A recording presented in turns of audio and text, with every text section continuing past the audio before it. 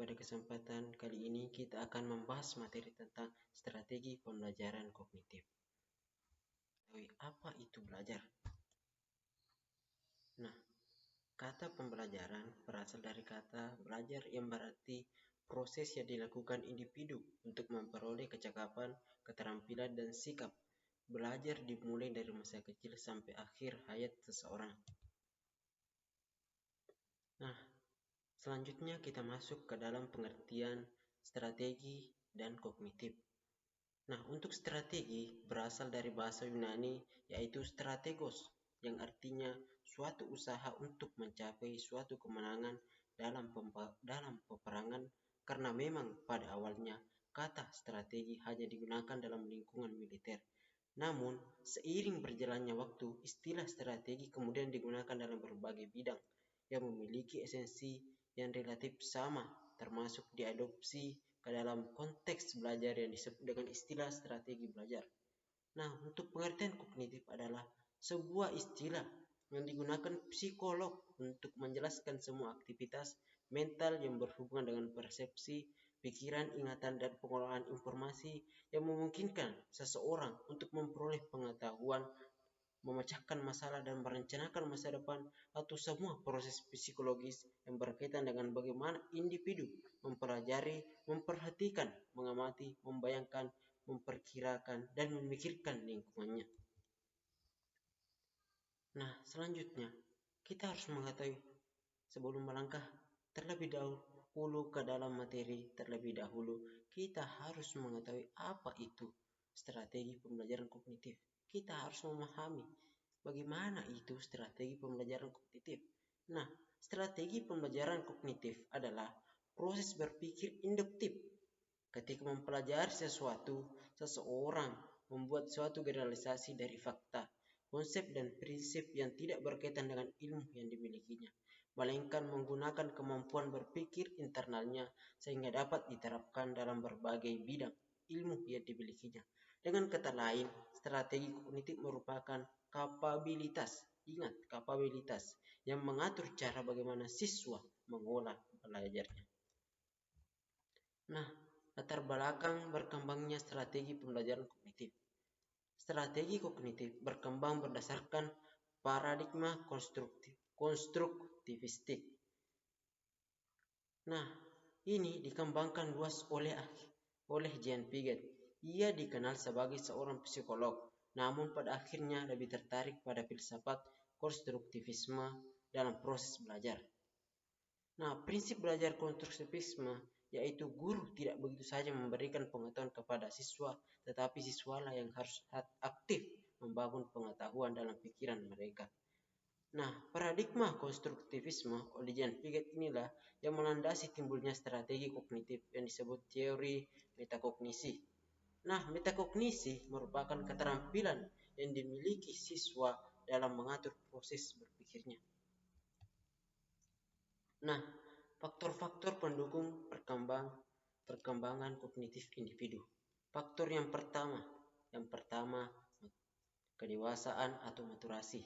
Yang kedua, pengalaman fisik. Kemudian yang ketiga, pengalaman logika matematik. Kemudian yang keempat, transmisi sosial. Kemudian yang kelima, pengendalian diri atau ekuilibrasi. Adapun klasifikasi strategi kognitif, yang pertama, strategi utama. Strategi utama ini dipakai langsung pada materi yang dipelajari, yaitu mempresentasikan kegiatan-kegiatan pemrosesan informasi. Ada dua jenis strategi utama, yaitu yang pertama, strategi pemrosesan informasi materi.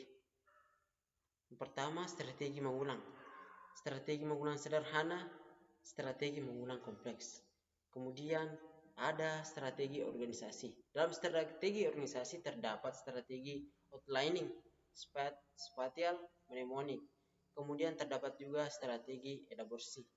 Nah, selanjutnya strategi dapat kita simpulkan bahwa fungsi strategi meta learning lebih kepada memonitor proses mengetahui daripada menghasilkan pemahaman. Sementara itu, strategi pemrosesan informasi lebih kepada menghasilkan pemahaman informasi. Kita masuk ke fungsi strategi pembelajaran kognitif. Strategi pembelajaran kognitif berfungsi untuk menunjang individu atau siswa untuk belajar dan berkembang dengan sendirinya, sehingga individu itu atau siswa tersebut dapat berpikir secara mandiri. Kemudian fungsi yang kedua, selain menunjang individu untuk berpikir secara mandiri, strategi kognitif juga berfungsi membantu individu dalam memilih alternatif strategi pemecahan masalah yang paling tepat di antara sekian banyak pilihan. Masalah yang paling tepat di antaranya sekian banyak pilihan. Hal ini disebabkan karena masalah yang dihadapi individu tidak selalu sama dengan yang pernah ia alami sebelumnya. Kemudian, fungsi lain strategi kognitif yaitu menjadikan kita sebagai individu menjadi individu yang lebih kompeten. Adapun peran strategi kognitif dalam pembelajaran matematika. Nah, strategi kognitif berpotensi digunakan dalam semua cabang ilmu matematika tergantung dari bagaimana seorang guru mengarahkan siswanya untuk menemukan rumus-rumus atau teorema-teorema yang berkaitan dengan cabang ilmu matematika yang diajarkan. Misalnya, pelajaran bidang datar. Awalnya, siswa hanya diberitahu tentang luas segi 4 tersebut. Selanjutnya, siswa diminta menemukan sendiri bagaimana mendapatkan rumus luas segitiga, layang-layang, belah ketupat, trapesium, lingkaran, dan sebagainya. Jika guru menerapkan metode seperti itu, maka siswa berpikir secara mandiri dan menggunakan strategi kognitifnya masing-masing. Kemudian, kelas akselerasi merupakan kelas percepatan pembelajaran kognitif yang disajikan kepada peserta didik yang memiliki kemampuan lebih atau istimewa dengan materi-materi atau kurikulum yang padat sehingga dalam waktu lebih pendek mereka dapat menyelesaikan pendidikannya. Ini merupakan peran strategi kognitif dalam akselerasi pembelajaran. Kemudian peran selanjutnya, jika pembelajaran akselerasi berhasil dalam pelaksanaannya, maka tujuan juga tercapai. Maka diperolehlah beberapa segi positif, yaitu peserta didik yang potensial dapat menyelesaikan pendidikannya lebih cepat dari waktu biasanya, efisien dalam waktu dan efisien dalam biaya pula. Nah, adapun peran selanjutnya, peran strategi kognitif di perguruan tinggi. Nah, mahasiswa adalah individu yang telah dewasa baik secara fisik, afektif, sosial maupun kognitif itu sendiri. Nah, mereka secara teoritis adalah individu yang telah mampu menangani aktivitas belajar dan berpikirnya sendiri dengan kemampuan mengatur kegiatan kognitif pada diri sendiri. Mereka akan semakin baik pula pemikirannya. Itulah peran strategi kognitif di perguruan tinggi. Nah, berkenan dengan uraian singkat di atas, dapat dinyatakan bahwa proses belajar pembelajaran di perguruan tinggi akan lebih baik jika pelaksanaan merupakan aplikasi dari strategi kognitif. Baik, itulah materi yang sempat saya bawakan pada kesempatan kali ini. Lebih kurangnya mohon dimaafkan. Walau khairun hafisan, minallah musta'an. Assalamualaikum warahmatullahi wabarakatuh.